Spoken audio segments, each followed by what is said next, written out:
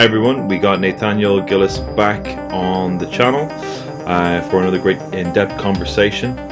We got through a lot in this hour, covering topics as diverse and strange as Incubi, Archons, Aleister Crowley and Isacc Luria, to name a few. There's a lot in here. We got to Jack Parsons, the influence of Thelema on the modern world, right through to fairy lore, Jinn lore, the whole lot, everything that you'd come to expect from this channel.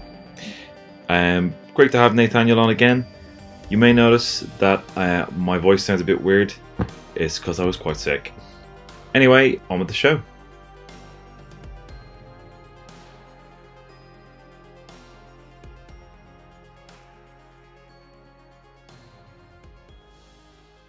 So the reason I wanted to get with you guys again, and you obviously being you and your listeners, is concerning some of the diabolical research that I've come across that has added a tremendous amount of clarity, if there can be such, in this field. If you guys remember our last conversation, one of the biggest things that we discussed was the debug phenomenon, and how it orchestrated itself along with the ghosts and possessions. And one of the things that you and I were both excited about of getting into was more of Father Sinistrary's work. Yes. Of Amino.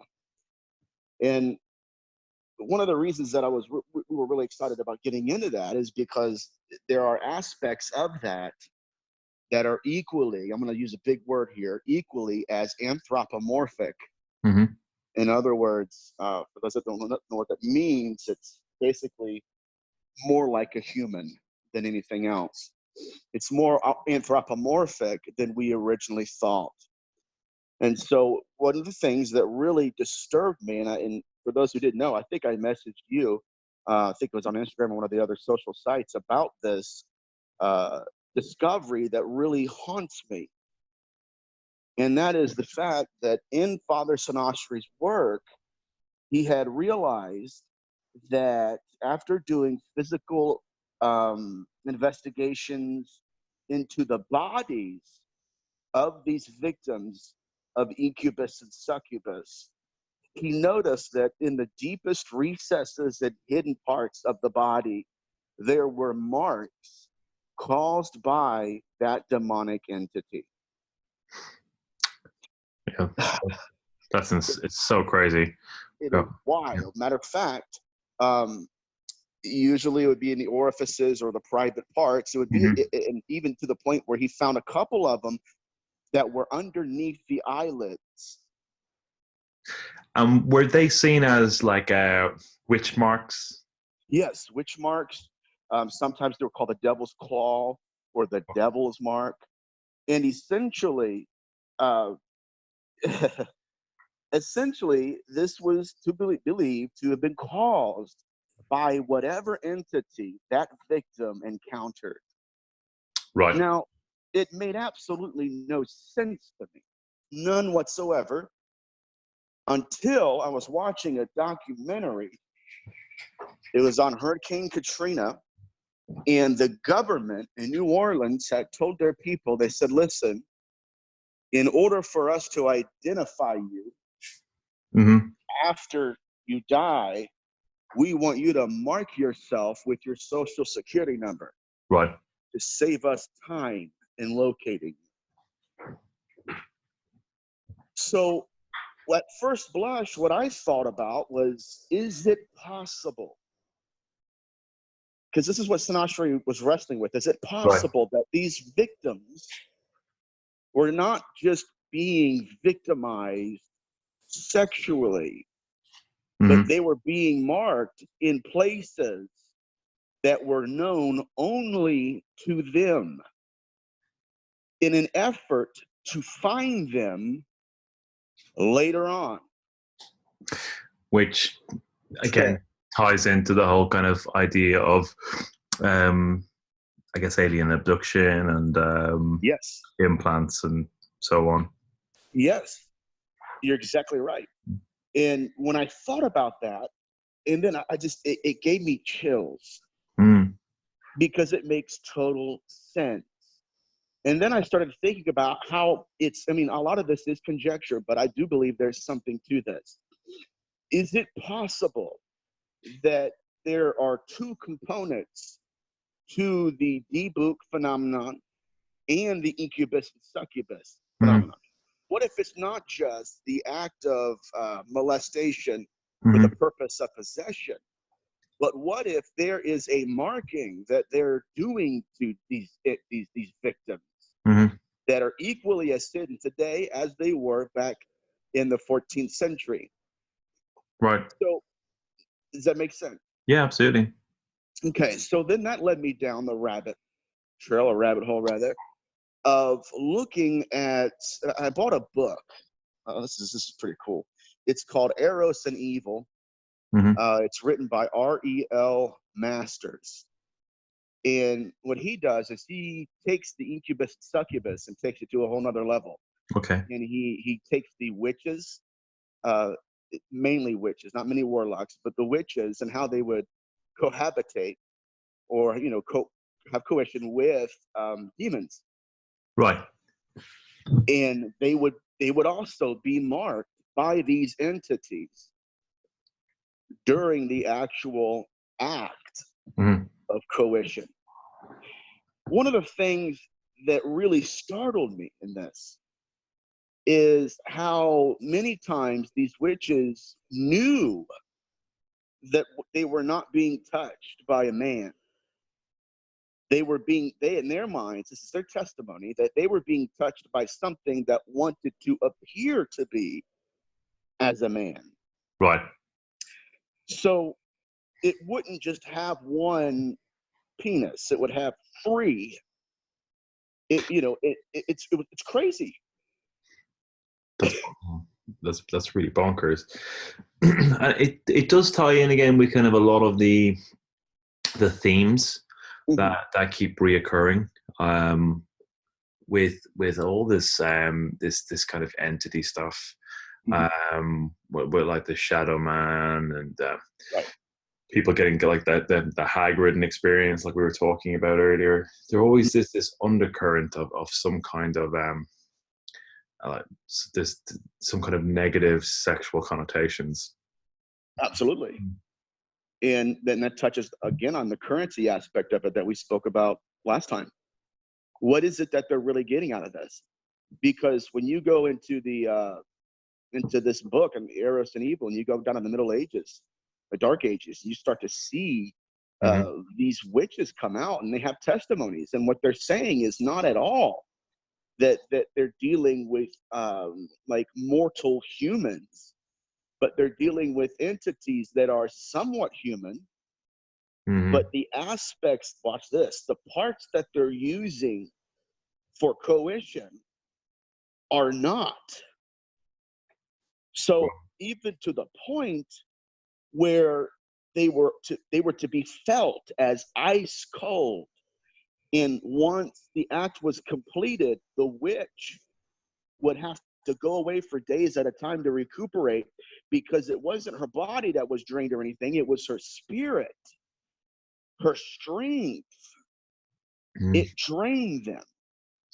And that ties into some of the stuff Jerry Marzinski was talking about. Yes. And talk about that, because we got to hit on that too, as well as far as the consent part of it. But good. Yeah, I mean, in Jerry Marzinski's work, when he talked about how with his patients who were undergoing treatment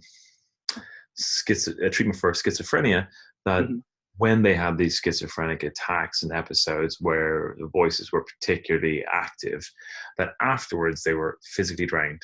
Absolutely, their vital energy had been completely tapped out by the experience.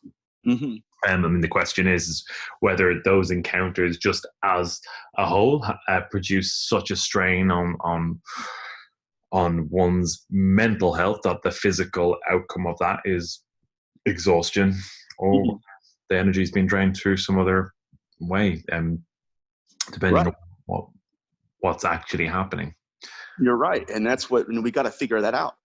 I mean, we have to, because if we can figure that part of this phenomenon out, again, we can figure out what they value and what it is they're doing. So a lot of these acts of coercion between a demon and the witch, a lot of times it wasn't consenting. Right. Like, it wasn't consensual. The woman would be taken over, and watch this, they would be taken over by what would appear to be an incubus. Right. Would present himself as either, now this gets to the UFO abduction too, either would present himself as a deceased husband, that's touchy, you know, or as an old lover, or he would use their particular affinity for a certain ethnicity against them and conform to the image of their lustful desires. And then after that, it was not all great. It wasn't like, you know, let's go on another date. That person would be absolutely terrified. And they would leave completely emotionally and physically drained.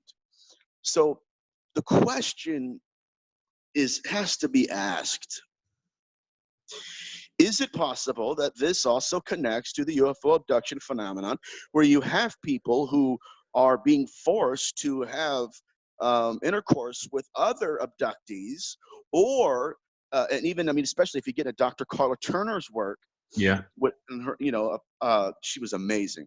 Let's pause for a second. She was incredible. But in her work, The Masquerade of Angels, she talks about women who would be abducted, and they would be convinced to have sexual intercourse with what they believed was their deceased husband. So, I mean, this gets into everything. It does. You know, there's a huge amount of parallels with this, and Rosemary Guiley, you know, she had an interesting perspective of this, which pulled together the idea of you know, demons, jinn, and aliens, and where those crossover points are. And I know when we were first talking, the subject came up around, well, are we just talking about different cultural references for the same experience? And I think in a broad sense we are. I mean, I think we can agree that the terms demon, jinn, fairy are all catch-all terms. Will be vast spectrums of life and the consequent experiences that human beings have with those different forms of life, and caught under those broad terms. But there does seem to be some kind of relationship between human beings and something immaterial throughout history. That these stories come up again and again across culture, and they have those undertones. Those themes are the same. I mean, what's very interesting for me in some of the research into the Gnostic texts, particularly the early Gnostic texts, and I believe from memory it's the Nag Hammadi texts found in Egypt, a couple of centuries after Jesus Christ is alleged to have died, and it refers to you know, archonic forces that kind of police humanity, and from memory, I remember the description in one of those texts refers to the Archons of like some of them having the appearance of an unborn child, that being like a fetus, of being you know, that kind of frail, small body with wow, that's interesting. You know, when you're starting to get into kind of that, you know, that grey type of description. So I guess the thing is you know, how that phenomena presents itself is continually strange. I mean, when you kind of read reports and research into this phenomena, there's always this level of absurdity. There's always this level of kind of like a kind of deliberate subterfuge to try and Yeah. hide what's actually going on, or just deliberately confuse people even further Mhm. than the experience they're having. Like the memory wiping, kind of, yeah, the stuff like the implants that seem to be DNA harvesting, the hybrid thing. Like there's Absolutely. so many strands to this, but we still have the idea that it's a nuts and bolts phenomenon with Right. UFOs, and it just seems to be that's not the case. You know, we think they're extraterrestrials. You know, Mhm. maybe they're interdimensional. Maybe they've always been there. You know, Right. And maybe they're using, again, like when we're talking about how these demons would use the imagination and memories mhm, of yeah, these mortals to conform mhm, themselves into images that they did not know prior. yeah, And that gets into this kind of, obviously, alien abduction, but what is, I think, really what it really digs into is the Nephilim. yes, that's quite possible. You know, it does seem to tie into that um, intertwining in our history, Hmm. and our development. Absolutely. And in a sense, I think they're still doing what they've always done. Yeah. And if they've been doing this for 3,000 years, and the only argument that we think is workable or malleable is the fact that they're, making hybrids. If that's the case, they have 4,000, 5,000, I don't know, Hmm. 100,000 years of making hybrids, and we're still here. Yeah. So that argument cannot be. So we have to take that, I guess, just put it on the side. But the question is begged by Father Sinostrari Hmm. concerning these incubi rather, is plural. He mentioned this. He said if these entities are taking the semen and excretions of a mortal and carrying them from one place to another and implanting them into a victim, which is what he came across more Hmm. often than not. Okay. He asked the question, how can they, number one, we asked that last time, how do they have the hardware to preserve what they have, their specimen, Hmm. so that later on they can employ it? Now, he did not know how to rectify that. Sure. So Father Sinistrari would ask questions like, number one, is it possible that these entities are going into the grave and are manipulating the body of a corpse, these, in my opinion, are Nephilim, and using the organs of the deceased to create that which could not have been created outside of a mortal, and then taking that. So he believed that was a possibility. But then he ran into another wall again, and he said, okay, if that's the case, how is he transporting this and still keeping the specimen, quote unquote, specimen alive? Hmm. And then he said, unless it has the interior capacity Right. to preserve it. And this gets wild. And by that I means the kind of the biological interior Yes, capacity. Is that what you mean? yes, sir. Yes, sir. Mm. And that's what he wrestled with. Now, if that's the case, see, we do not have in the Bible, in the Torah, there is no commandment against an angel marrying a mortal. There isn't one. Yeah. Now, there is bestiality, and there is thou shalt not touch that which is dead. Hmm. Now, Sinistrari said, okay, he's going down the list of these Torah commands, and he says, you know what? There's no commandments against what these angels did, unless it was a form of necrophilia / necromancy, which would explain how these entities in Eros and Evil, in the Middle Ages and Dark Ages, this would explain both the interest in sex, the understanding of how it works, and the coldness. I'm telling you, man, this gets dark. The coldness of the apparatuses they employ during the act. Mm-hmm. And so even to the point that you would have demons who were circumcised. Right. Now, that basically throws my the Christian demonology out the window. Yeah. These are not fallen angels; these are fallen men, and that's a theory that I'm working on. That they are, and there's other people in the UFO abduction research field that believe this. That it's especially Whitley Strieber that these entities, even UFOs and aliens, and all that stuff, what they're doing is trying to recreate the physical body that they used to have. Right. And I'm going to put that on your lap because I know you got something to say about that, because that's why. Well, I mean, it's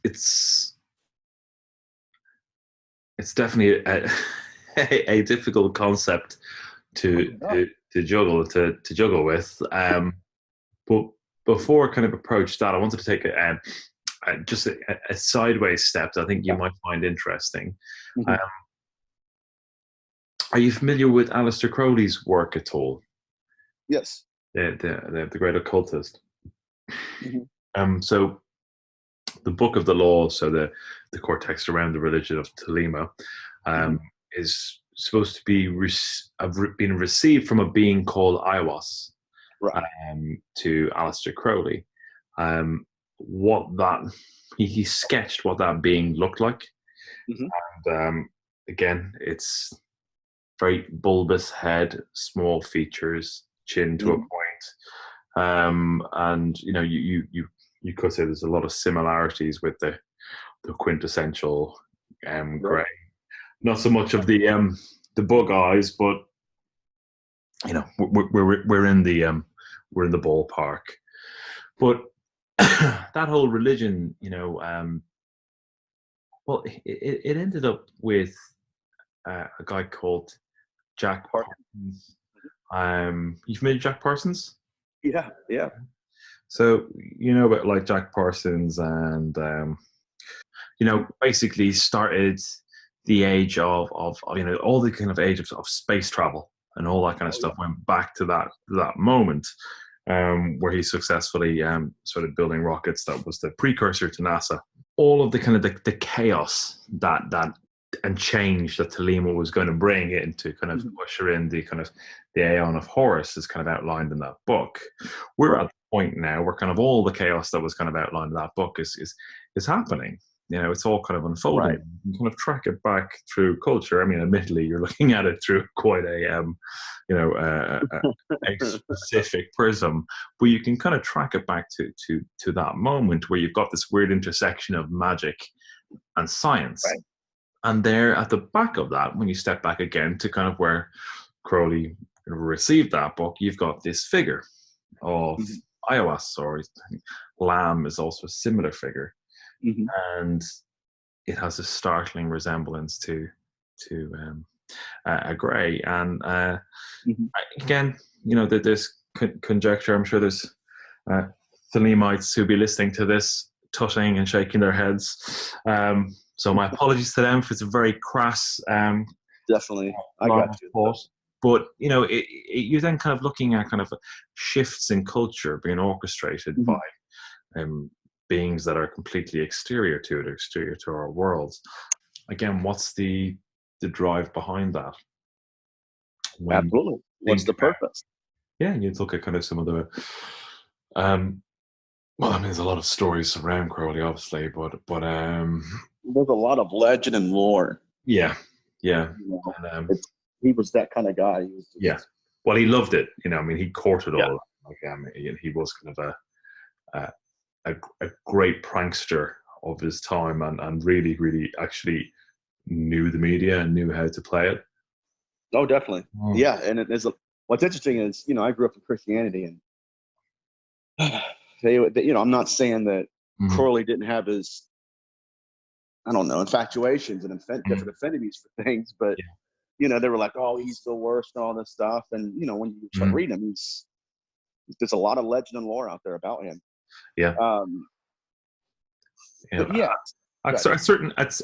on certain things, his level of occult knowledge is staggering. You know, particularly when it comes to kind of things like numerology, Kabbalistic texts. Yeah, oh my God, was kind of really a grand master of those spheres, and essentially, you know, really was I guess one of the fathers of particularly modern Western schools of magic. Really was, an incredible mind, really. But you know, again, we look at the back of it, and there's these figures at the back of it that seem to be kind of the source points that really have this correlation with the beings you're talking about. Absolutely. And see, that gets right into a couple of things I'm looking at right now in some of my notes. See, Crowley was a big fan of Eliphas Levi, or Eliphas Levi. Yeah. He was a French Kabbalist. And he studied Jaime Vital, or some people call him Jaime Vital, right, who was Isacc Luria's right-hand student. Okay. So when Luria come out, and now we're going to get back into possession. I mean, I'm telling you, it's almost like it's a single point energy here, man. I mean, it's like you have one period, and then it just splinters out into these different manifestations. Yeah. But Luria, let's get back on. Let's just talk about Luria real quick. One of the things that Isacc Luria did that affected everyone in the demonology field, and even obviously throughout the centuries, affected the way Aleister Crowley dealt with these entities. He came out and said, you know what, we need to revise the way we are performing exorcisms. And he did that in, I think it was the 1500s. And when he did that, the Catholic Church came out, right, and said, well, we have to revise our methods as well. Now, what they did, they went completely different directions. But what Luria said was, these are not demons as we've been taught. These are obviously mortals that are disincarnate. Right. And one of the most, I'm telling you, this has been such a phenomenal month for just research and revelation. But one of the things that he would do, that he employed in this new rite of exorcism, speaking of Luria, is he would go up to the ears of the possessed, and he would quote Psalms chapter 109 and verse 6. And this is incredible. It says, and this is David speaking, it says, appoint a wicked man over him, and place a Satan or a Hasatan, or an adversary, at his right side. So you have an evil man over another evil man. That was who David was talking about. He's talking about an evil man. And he says, God, I want you to judge him by putting another evil man over him, and then putting a Hasatan at his right side. Now, Luria had a very different take on that scripture. And that was why he would bring it up during his exorcisms. So what he believed, and this is what he taught, and I'm telling you, it's absolutely accurate according to the data of possession. He said that when David mentioned that, David had an understanding, because he was an exorcist, that when an evil man is evil right now, and that he is what I have called pre-demonic, because we have to get rid of some of these other terms, and I mean, we're forced to make up some new terminologies, but he's pre-demonic. And so what David said was, watch this, he uses the word Rasha. So it's not just an evil man that's appointed over an evil man. It's a Rasha man over an evil man. Now, that Rasha is not, it's a different kind of Hebrew terminology. There's two words for evil that's employed in the Old Testament. The first word is Ra'ah, and that is used when Yahweh says, I create peace, and I create evil, and all this stuff. Well, that evil that he's talking about there is Ra'ah. That's an evil that he has created to be evil, right? Right. But Rasha was not created evil. It made decisions to become evil. And so David, in his absolute godlikeness, turns to the whole world and says, there's a difference between the man who is possessed,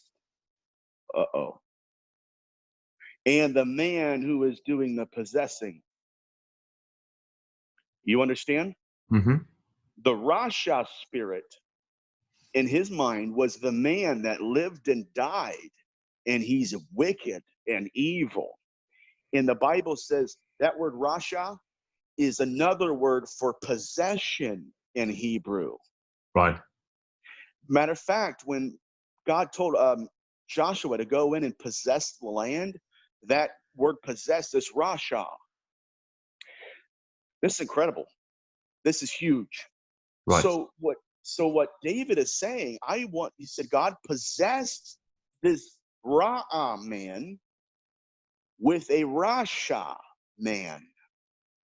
And what they taught in the Kabbalistic text, especially in exorcism, was that the way God sweetens the bitter is by putting into the bitter something more bitter. So now you have a man who is doing evil things, but he's not he's created, he's being just a complete idiot. And so what God says is, okay, if you want to play that game, I'm going to put someone who you couldn't even fathom that's evil. He's going to be in you, right? That's what David was talking about. So you have the man that's evil, he's pre-demonic. Then he becomes possessed by something, a disincarnate spirit that's even more evil than he is. Right. Now you have the living man who is being possessed. Yeah. You have the disincarnate man who's doing the possessing. Mm-hmm. Okay. Now watch this. If all we had was that to go off on, we've only got to between the 1st and 13th centuries. Right.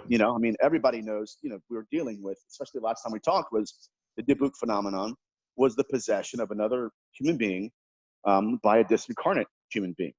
But if that's it, but if that was it, that's cool, but that's not where the scripture ends. He says, appoint over this man a Rasha, evil man.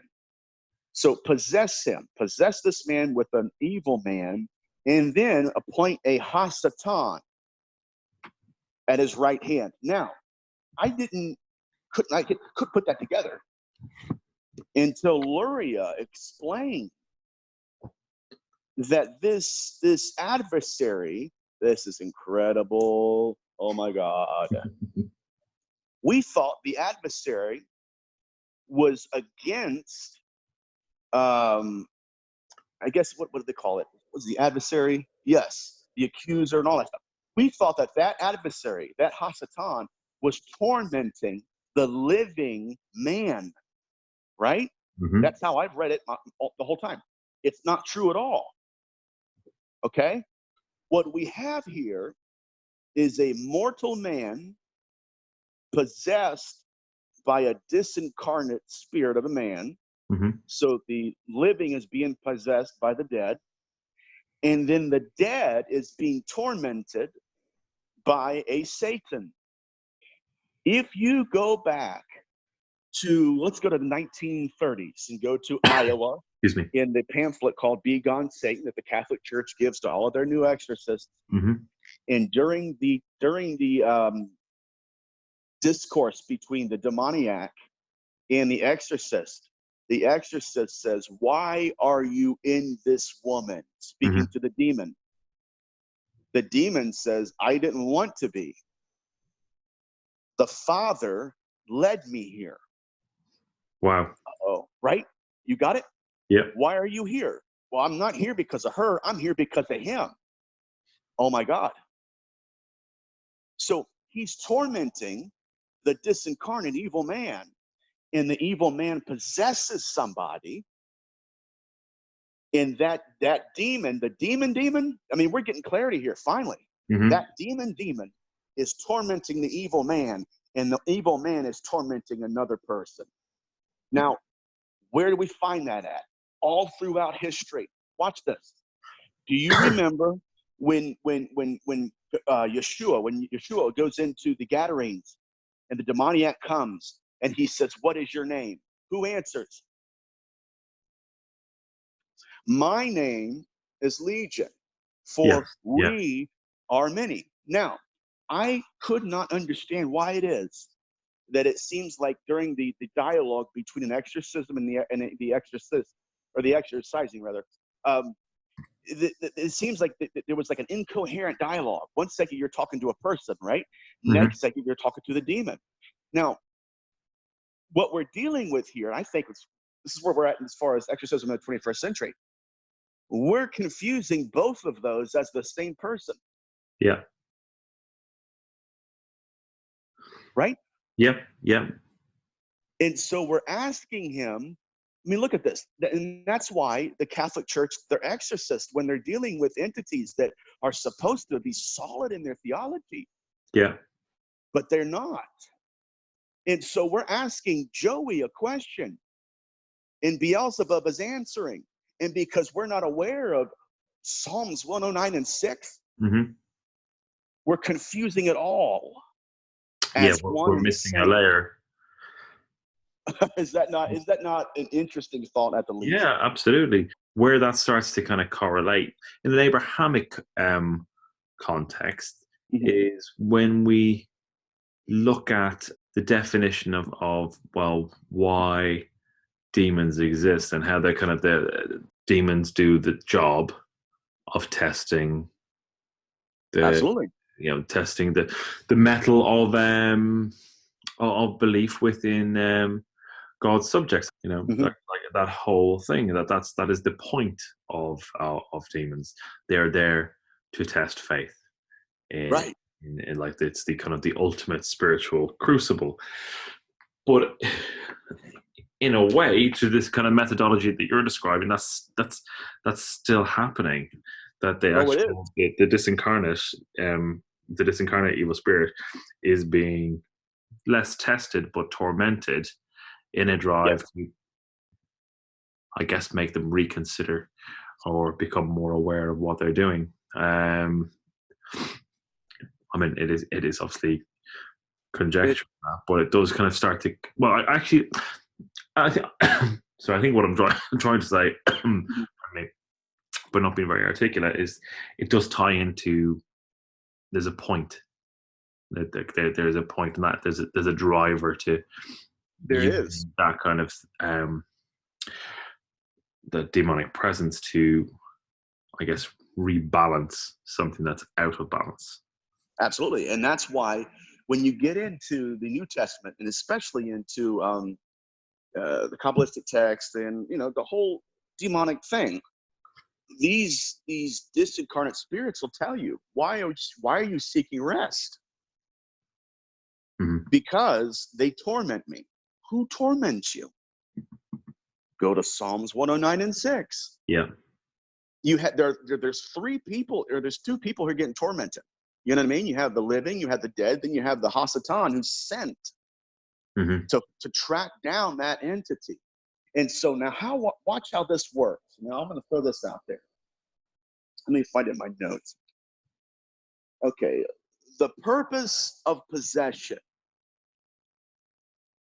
is to remind the possessed of who it can become,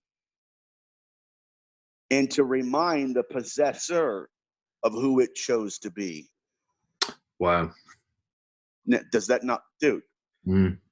So in a sense, it's a mirroring effect, and it comes down to exactly what they said. You don't put sweetener in bitterness. You put something that's even more bitter in it to remind the bitterness of what and who it's becoming. Yeah, it's a really interesting view. It really is. Yeah, I think it's a, and it also kind of ties into that kind of, that framework of how those immaterial beings were described from a biblical sense of being Right. unclean spirits and demons. Yeah. Where that separation is, and actually puts kind of a clearer context around that separation. Absolutely. It gives us more clarity, because now, and that again, that's why I was saying, you got these exorcists out there, and God help them. They're great people. They're very successful at what they do. But watch this, okay? They have always determined the validity of their rites and rituals on the rate of its success and not on the reason for its success. And so what is happening, and this is what Luria did. Dude, Luria is absolutely just incredible. Because what he did is say, and he said, okay, look, if we know the difference between the demon and the disincarnate, then we can adjust our methods according to its realm of belief and values. And then we can, and that's how he started opening up the door to saying and teaching all of the students, you heal the person by healing the spirit within him. And so really what we're seeing is obviously the afterlife being present. Obviously, we have the disincarnate who are being, if they're evil men, they're evil people, are being haunted just as we are being haunted by them. And it's a polarity, but, and I don't know, there's so much here, man. Especially talking to somebody like yourself, we could talk for hours. Yeah, absolutely. It's a really interesting layer that you're kind of adding to this whole conundrum. I thought it was an interesting angle, though, from to kind of build on what you're saying is kind of an interesting point. So one thing I find quite interesting is like when people talk about Christianity or even Christians, but actually I can't speak for kind of the wider type of Christians, but in a Catholic sense, there's never really any recognition that like that Jesus Christ was an exorcist. I don't really talk about that. But there was an interesting bit that I recall from the Bible, particularly that bit when the Gadarene demoniac, right? For example, he sought to have Jesus promise that he would not torment them. That he appealed for leniency from Jesus.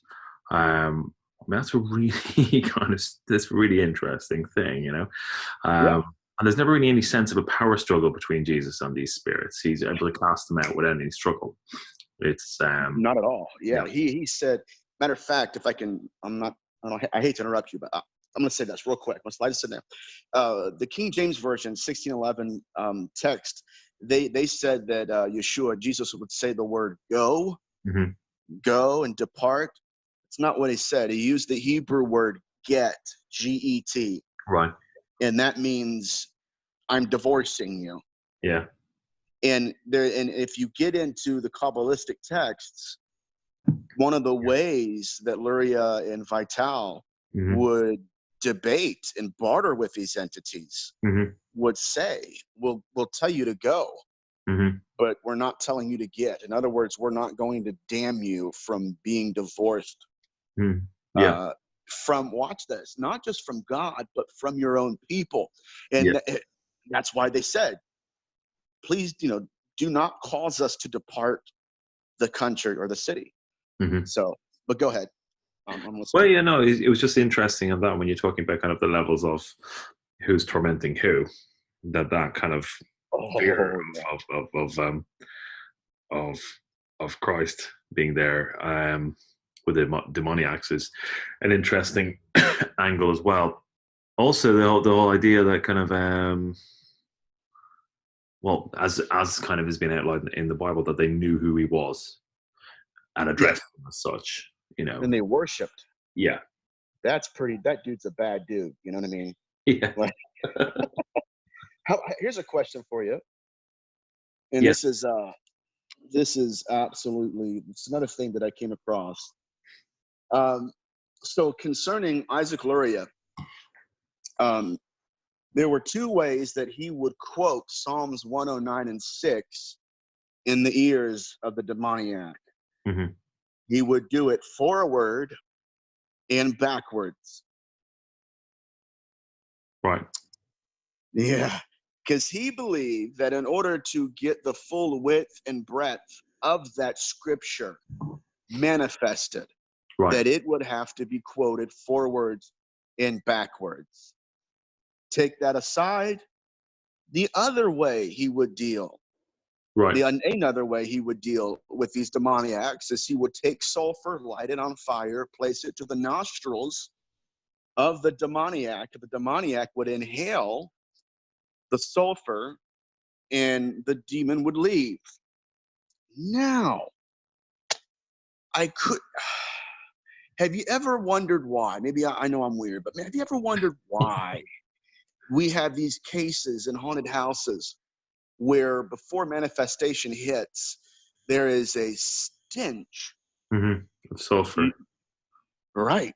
And we call it, and the Bible calls it fire and brimstone. Mhm. Now, that's not it, because if you start to get into Malachi Martin's work and dealing with different exorcists in the Vatican, there Yeah, was nothing for them to go to an exorcism, quote the Lord's Prayer, and this happened to Malachi Martin more than once, quote the Lord's Prayer forward, yes. go home, go to bed, be awoken in the middle of the night by a shadow figure who is not horned, hooved, no tail, no pitchfork. Hmm. You know what he does? This is Malachi Martin. He Yeah, said the entity would quote the Lord's Prayer backwards to him. right. So it begs the question, who is exercising who here? Yeah. Because go ahead. Wait, I mean, I mean, it goes back to kind of our first conversation and the kind of the feeling one's way in the dark against Mhm. trying to feel the shape of the room in the dark. Yeah. And all we tend to do is just find more room. Yes. It's a really interesting angle that there's so much to this. There's so many layers to it. Hmm. It's the kind of thing that I'd love to have a really kind of really well informed, open discussion with Hmm. um, multiple experts Hmm. to be able to kind of just throw these ideas around and kind of interrogate them from so many different angles. Absolutely. Because I mean, as you kind of said, like, you know, um, over the last kind of 45 minutes or so, that we've covered alien abduction, the Nephilim, Yeah. like Jesus Christ, The Exorcist, Hmm. Aleister Crowley, Thelema, Jack Parsons. Like it's just this And we're Russian still doll 13, man. of kind of interlocking complexity, and Yeah. there's so much to it. And understandably so. It's an enormous question. And what's the nature of the existence we're living in? Right. Um, Right. and who or what is intersecting with our lives. One kind of thing to add in just as a point of interest, and in a quite broad context, I've been reading a lot about Irish folklore, particularly around fairies, as I kind of mentioned before in our last conversation, and just around how fairies were seen, and not so much reticence, but how people were looking over their shoulder. Yeah, that uneasy kind of. Yeah, and like the reason, kind of like the what, the whole kind of thing of like the dainty little kind of human being with butterfly wings, or the little floating ball of light is essentially just a Victorian literary creation. Right. Fairies were feared. The idea of them being small is kind of just a totally new thing. Well, the fear of them, or the presence of them, was really about kind of how an unexpected supernatural occurrence can just intersect in your life and cause havoc. And it was the fear of that, and the power against it. And that led to kind of all the different things for protection, and taboos that people had over certain things to keep them safe from the fairies, and even the names. So they called them like the good people, or the good folk, or the kind people. And it was just like that platitude in the name was again just seemed to kind of just give you that distance from angering them. And it's laced with an understanding that's, I mean, there's an implication behind it, that there's something there, and you just want to do your best to avoid getting in that line of fire, whatever it is, and it can just be completely random. Definitely. And like there's again, like there's huge similarities with Jinn lore. Again, I think there's a lot to that, where just human migration has moved those motifs around the world. There's a big part of that, definitely. But we spoke about kind of how the theme of iron as a protective talisman against fairies and Jinn was a correlation between the two subject matters. But I was thinking a bit more about that, and actually the presence of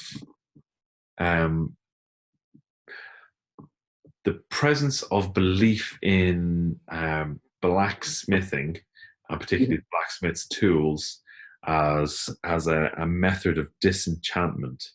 Right, amulets.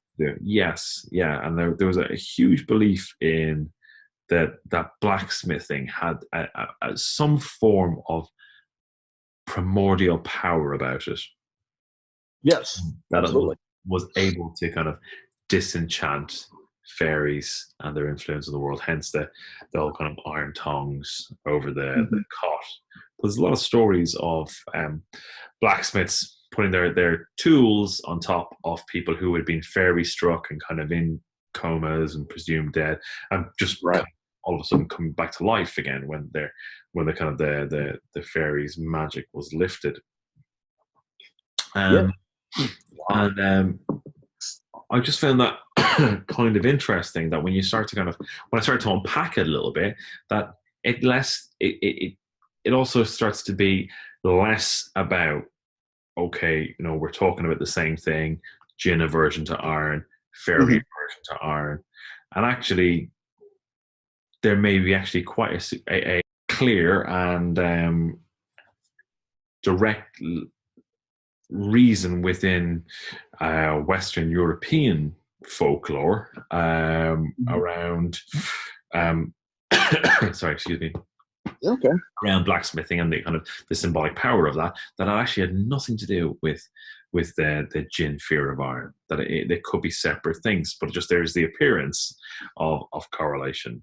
And I kind of wanted to kind of play back that to you when we look at kind of some of these overarching themes. That do you think there are the possibilities of these things, or are a bit actually separate, and when we're looking at things through the like you and I, for example, have very similar interests. You know, we're fundamentally looking Aligned, yeah. for that. Now, I guess my question is, and this question I've been asking myself is, because we're interested in it, are we missing some other reasons that pull these things together? That I got you. Make them Okay, appear. that's a good question. You're right. That's a very good question. And I'll tell you why for those that are listening, because sometimes we get into stuff that's so deep, man. And I give it to people, and some people are like, really? And I'm like, yeah, man, you know, like, this is really good stuff. And it is. And they're like, wait a minute, I don't get it. So, because mainly that's me, because I got ADHD. But sometimes I don't really articulate myself well. But I guess you're right, because what I think, for instance, let's take the amulets, right? Yeah. Let's take the symbols.